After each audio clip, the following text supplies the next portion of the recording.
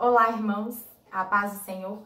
Gostaria de convidar vocês para estar lendo comigo Salmos, capítulo 66, versículos de 1 a 5, em que diz: Cantem louvores a Deus, povos de toda a terra.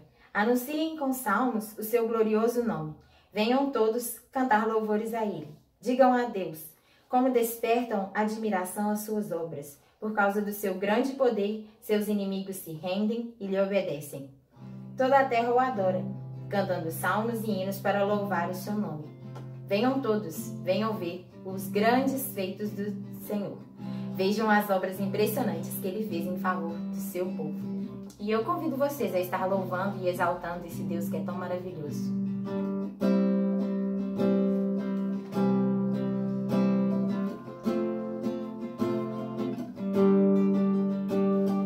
Ele é exaltado, o Rei é exaltado nos céus.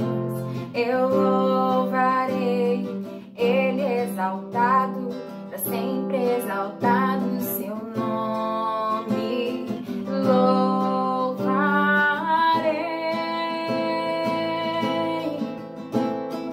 Ele é o Senhor, sua verdade vai sempre reinar. Terra e céu glorificam seu santo nome. Ele é exaltado, o Rei é exaltado nos céus. Ele é exaltado, o Rei é exaltado nos céus.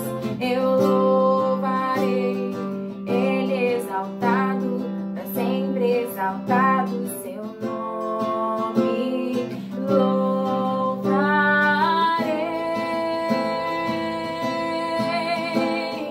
Ele é o Senhor, sua verdade vai sempre reinar.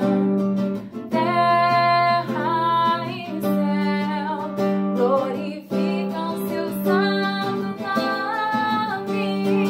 Ele é exaltado, o Rei é exaltado nos céus. Ele é exaltado, o Rei é exaltado nos céus. Ele é exaltado, o Rei é exaltado no céu.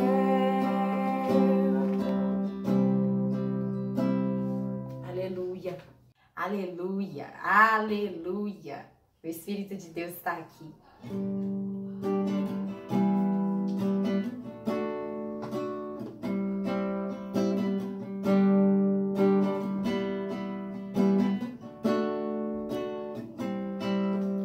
O Espírito de Deus está aqui, operando em nossos corações, trazendo sua vida e poder, ministrando sua graça e amor. Os feridos de alma são curados, os cativos e oprimidos livres são, os enfermos e doentes são sarados, pois o Espírito de Deus está aqui.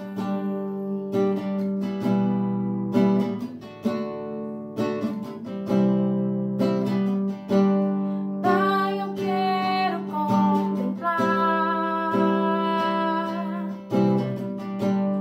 tua glória e majestade.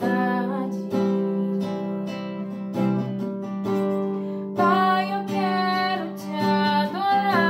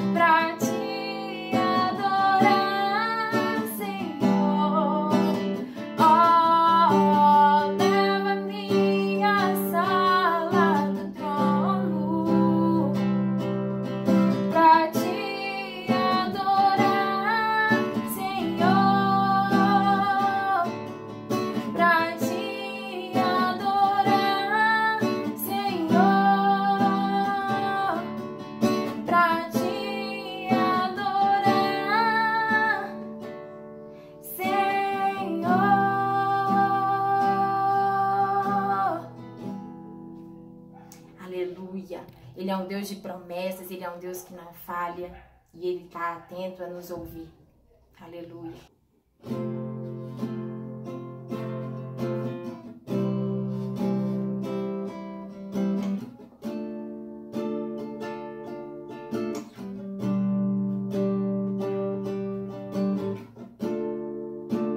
Sei que os teus olhos sempre atentos permanecem em mim,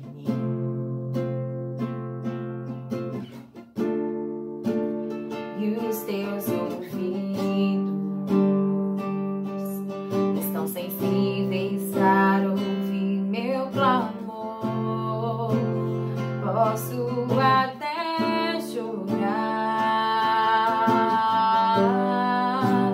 mas a alegria vem de manhã. És Deus de perto e não de longe, nunca mudastes, tu és fiel.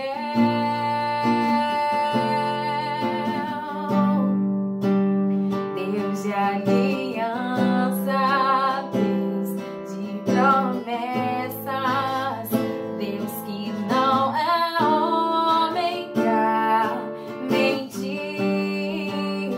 Tudo pode passar, tudo pode mudar, mas tua palavra vai se cumprir.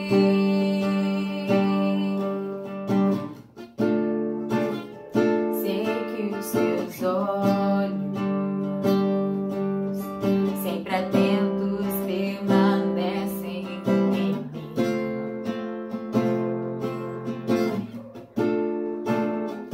e os teus ouvidos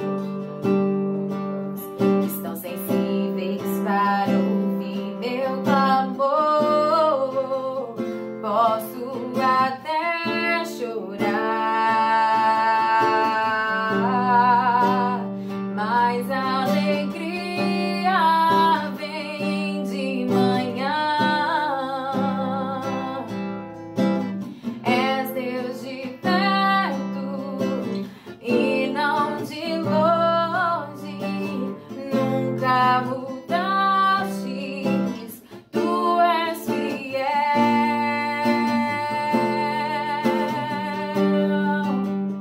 Deus de aliança, Deus de promessas, Deus que não é homem pra mentir.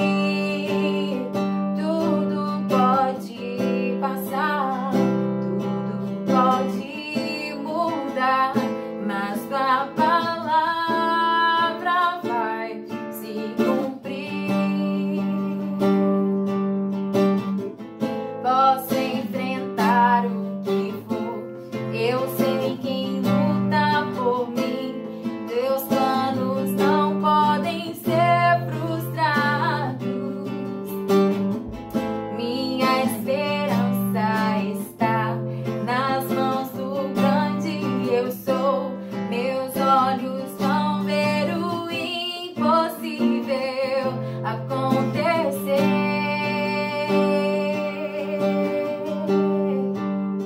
Deus de aliança, Deus de promessas, Deus que não é homem pra mentir. Tudo pode passar, tudo pode mudar, mas tua palavra vai se cumprir. Deus de aliança, Deus de promessas, Deus que não é homem pra mentir. Tudo pode passar, tudo pode mudar, mas tua palavra vai se cumprir. Senhor Jesus, Jesus, nós te louvamos, te agradecemos, Pai, por esse tempo. Nós somos gratos porque ainda assim nós podemos nos reunir virtualmente, Pai. Obrigada por esse privilégio. Obrigada, Deus, por cada pessoa que está assistindo esse louvor, Pai, que possa sentir a Tua presença, que possa sentir o Teu toque, Pai, possa se sentir abraçado, Jesus. Nós te louvamos e te agradecemos no nome de Jesus. Amém.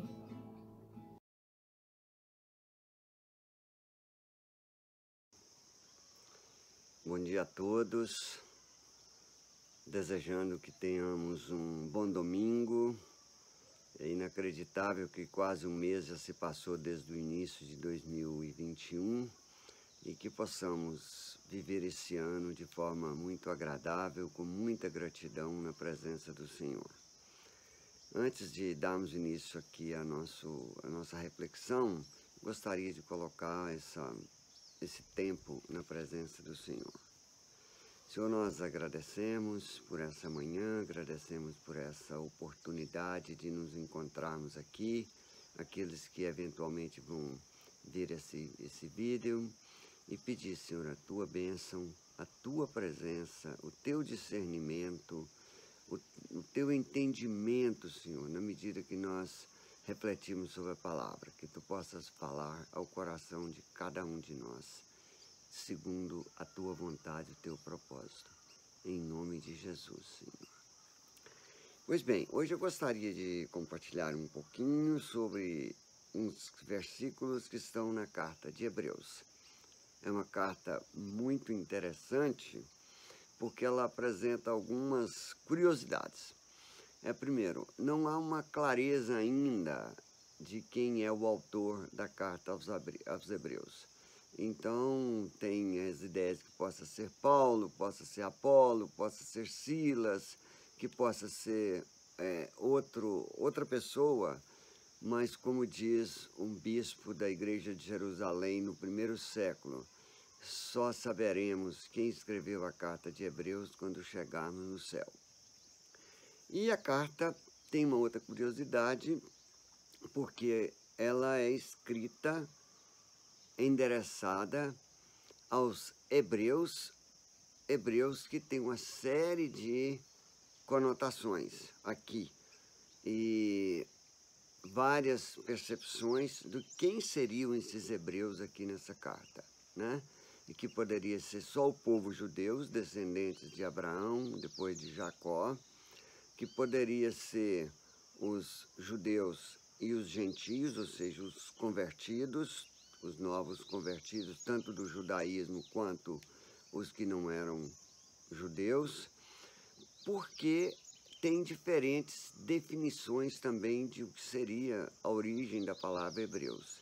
E uma delas que tem prevalecido no meio dos estudiosos da Bíblia é que hebreus significaria, no contexto, né, antigo, aquele que ultrapassa, aquele que cruza uma determinada barreira.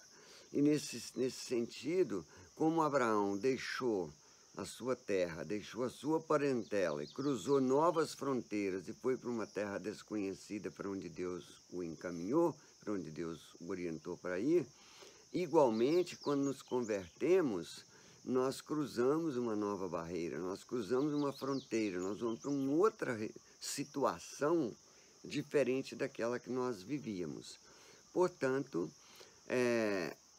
o sentido aqui de Hebreus não é aparentemente só para o povo judeu, mas era para todos aqueles novos convertidos, tanto do judaísmo quanto dos que eram gentios.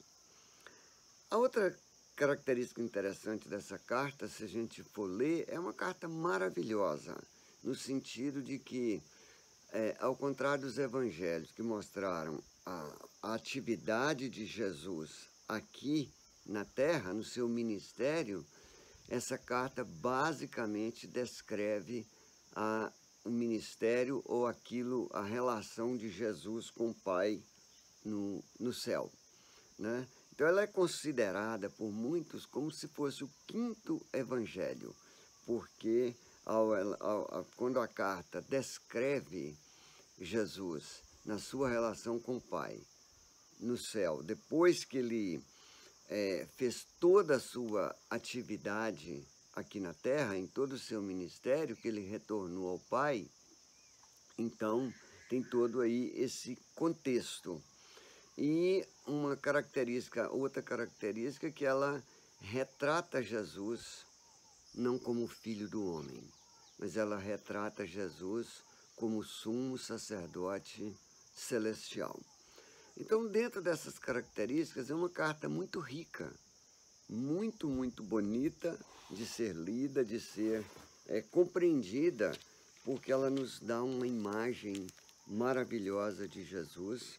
E nós podemos ver aqui, em Hebreus 1, de 1 a 4, umas características muito importantes, porque a carta inicia, não como uma carta tradicional, por exemplo, como Paulo escrevia, cumprimentando as pessoas, tendo essa introdução como uma carta que tradicionalmente fazemos, mas a carta ela inicia como se fosse um discurso maravilhoso, no qual o autor fala da natureza de Jesus como sumo sacerdote. Fala da natureza de Jesus que veio aqui, passou pela terra, cumpriu todo o seu ministério e depois retornou ao Pai em toda a sua glória. E diz então assim: há muito tempo, Deus falou muitas vezes e de várias maneiras aos nossos antepassados por meio dos profetas. Ou seja, no Antigo Testamento, a relação de Deus com os homens se dava muito através dos profetas. Mas nesses últimos dias, ou seja, no tempo presente,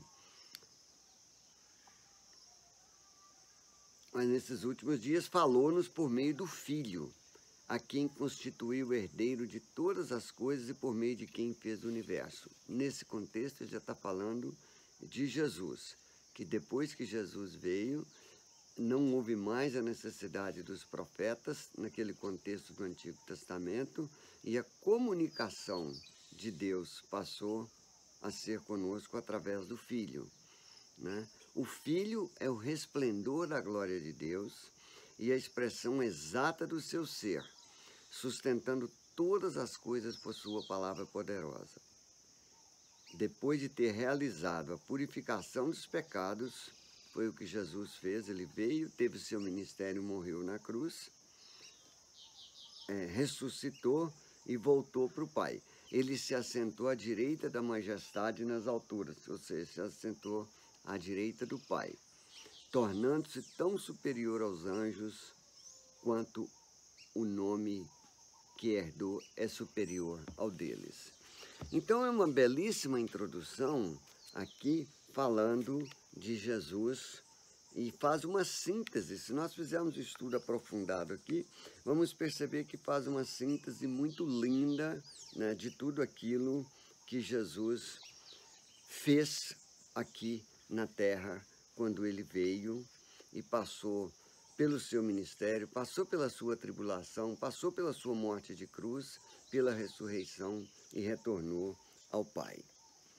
Então, o que nos chama a atenção é que é uma carta de alerta para nós cristãos, é uma carta de orientação para nós mantermos firme a nossa fé, para nós mantermos firme o nosso olhar para o Senhor, para nós mantermos firmes a busca do nosso conhecimento, do entendimento claro, correto, objetivo da palavra, de tal forma que nós possamos viver a nossa vida cristã com o máximo de intensidade que a gente puder. Porque quanto mais nós conhecemos da palavra, melhor nós podemos viver a nossa vida cristã. Quanto menos nós conhecemos da palavra, mais fragilidade nós temos para viver a nossa vida cristã. E vamos ver então o que está no capítulo 2 então, de Hebreus, né? Diz o seguinte, 2:1 a 4. Por isso é preciso que prestemos maior atenção ao que temos ouvido, para que jamais desviemos. Quando ele diz, porque se a mensagem transmitida por anjos provou a sua firmeza, e toda transgressão e desobediência recebeu a devida punição, como escaparemos se negligenciarmos tão grande salvação? Essa salvação, primeiramente anunciada pelo Senhor, foi-nos confirmada pelos que a ouviram. Depois também deu testemunho por meio de sinais, maravilhas, diversos milagres e dons do Espírito Santo, distribuídos de acordo com a sua vontade. Bom, quando o autor entra nessa característica aqui da carta, ele está nos alertando que nós temos, né, que ser atentos ao ensinamento da palavra. E da maneira que ele sintetiza aqui, que nós tivemos a oportunidade de ouvir a palavra no passado, através dos profetas, através da própria leitura do texto. Depois que Jesus veio, nós tivemos a oportunidade de ouvir a palavra diretamente de Jesus, o que está registrado nos evangelhos. Depois da morte e ressurreição de Jesus, o Espírito Santo vem para nos revelar coisas da beleza, da grandeza de Deus. Por isso, quando ele diz no 4, Deus também deu testemunho dela, do ensino, da palavra, por meio de sinais, maravilhas, diversos milagres e dons do Espírito Santo, distribuídos de acordo com a sua vontade. Então o autor aqui está nos dizendo, nos alertando, nos orientando, nos estimulando e nos motivando que não há como nós conhecermos da palavra sem que nós possamos buscá-la, ouvindo, lendo, meditando, refletindo. E com isso, então, fica esse convite para nós não sermos negligentes, como ele diz lá no início. Por isso, é preciso que prestemos maior atenção ao que temos ouvido, para que jamais nos desviemos. O que é prestar atenção naquilo que nós temos ouvido, senão nós estarmos atentos às oportunidades que temos de aprender sobre alguma coisa, e nesse caso de aprender sobre a palavra de Deus. Porque nós dedicamos tempo, nós dedicamos uma série de coisas para aprender um tanto de coisas. Por exemplo, atualização com notícias, curiosidade com alguma coisa que está acontecendo.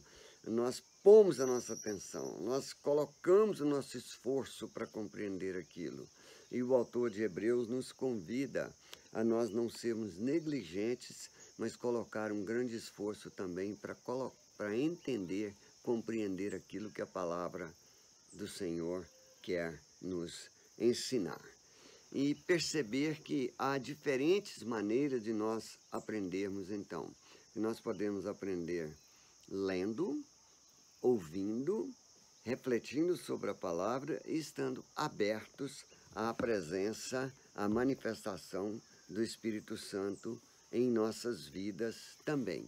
Então, como Deus se manifesta em cada um de nós de formas distintas pela ação do Espírito Santo, se nós convivermos enquanto irmãos, nós vamos perceber como Deus está comunicando com um e com o outro, estimulando, ajudando, orientando, admoestando, disciplinando a um e outro, e tudo isso é motivo também do nosso aprendizado. Mas o ponto central é que nós tenhamos reverência pela palavra. O ponto central é que nós tenhamos amor pela palavra para nós cumprirmos aquilo que está no capítulo 2, versículo 1. Por isso é preciso que prestemos maior atenção ao que temos ouvido. Prestar maior atenção é estar atento àquilo que nós ouvimos, que nós vemos na palavra, e não tratá-la de forma superficial, não tratá-la de qualquer jeito, porque senão nós não vamos retirar do ensinamento aquilo tudo que poderíamos retirar.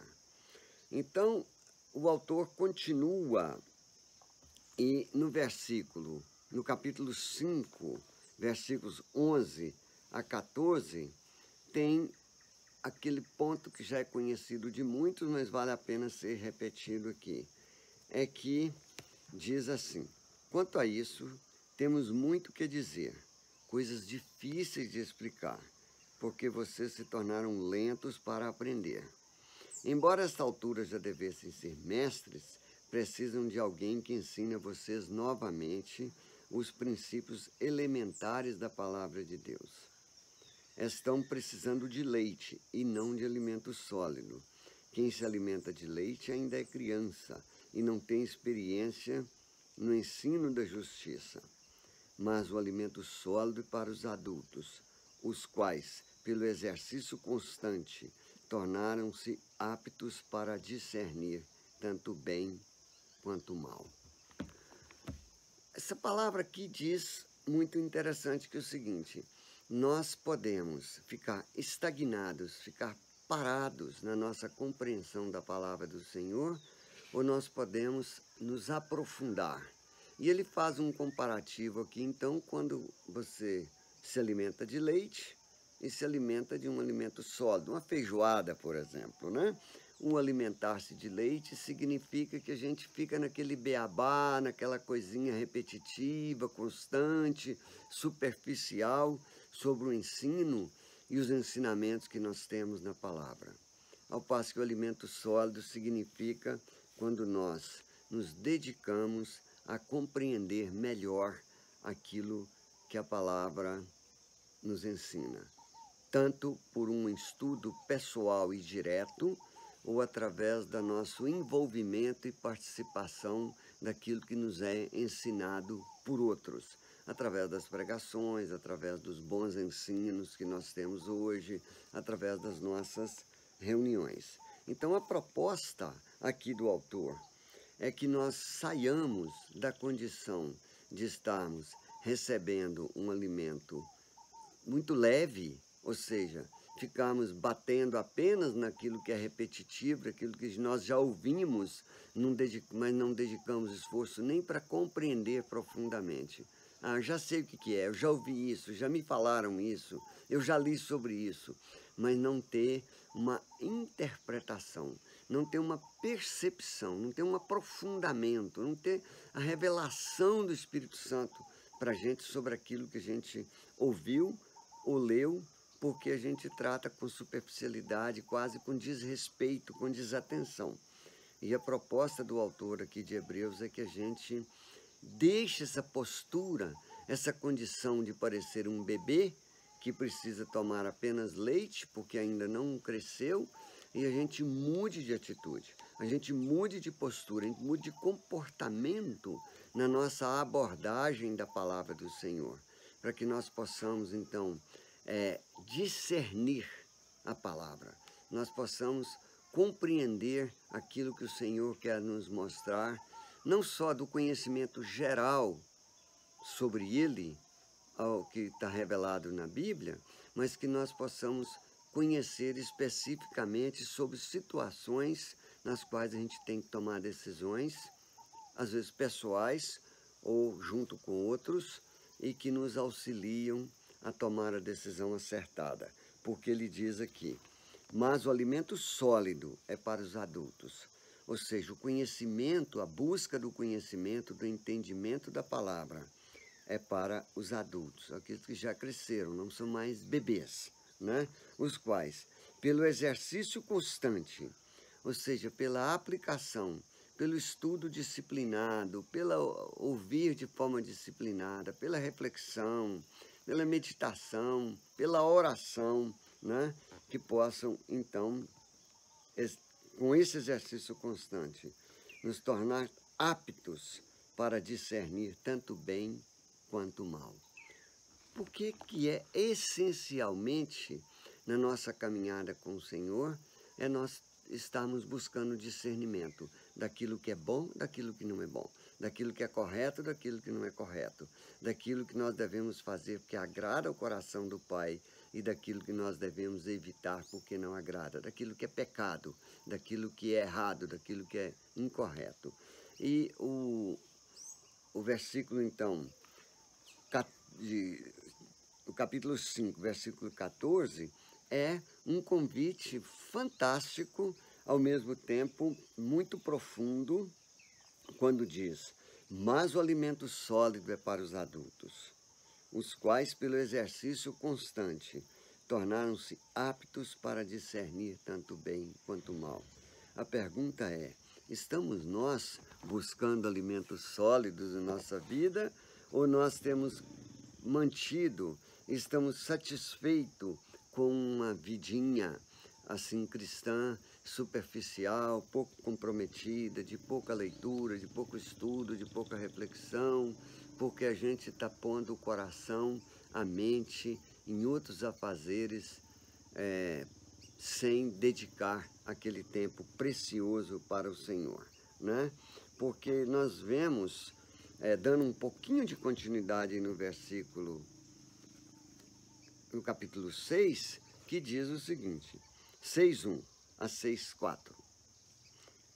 Portanto, deixemos os ensinos elementares a respeito de Cristo, não que eles não sejam importantes, mas supostamente nós já devemos conhecê-los o suficiente, e avancemos para a maturidade, sem lançar novamente o fundamento do arrependimento de atos que conduzem à morte, da fé em Deus, da instrução a respeito de batismo, da imposição de mãos, da ressurreição dos mortos e do juízo eterno.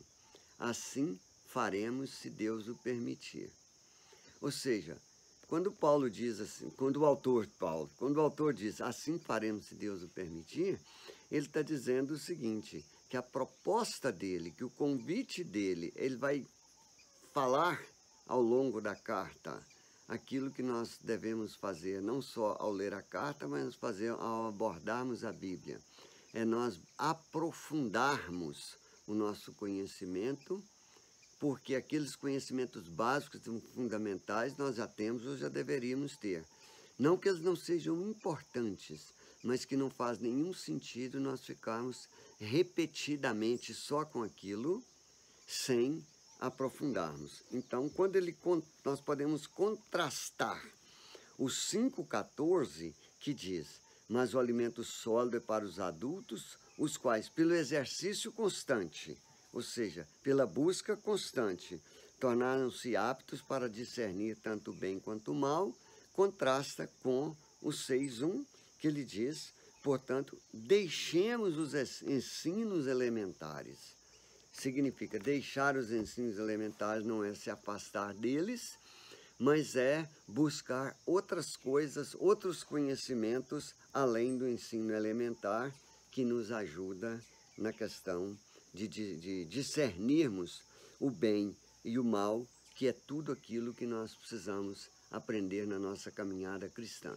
Se nós já aceitamos o Senhor como nosso Salvador pessoal, nós já o reconhecemos, né, como nosso Senhor, então nós precisamos buscar o conhecimento a respeito dele da forma mais profunda que nós pudermos.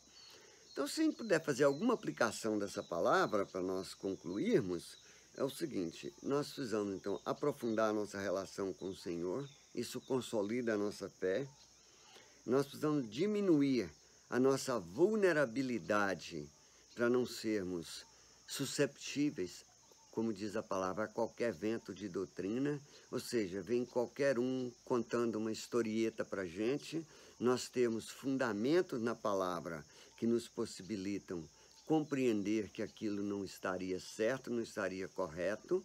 Se a gente não tiver uma plena compreensão, a gente buscar ajuda ou estudar sozinho, para a gente não abraçar uma informação que nos passam, às vezes, bem revestida, bem empacotada, que não corresponde à verdade.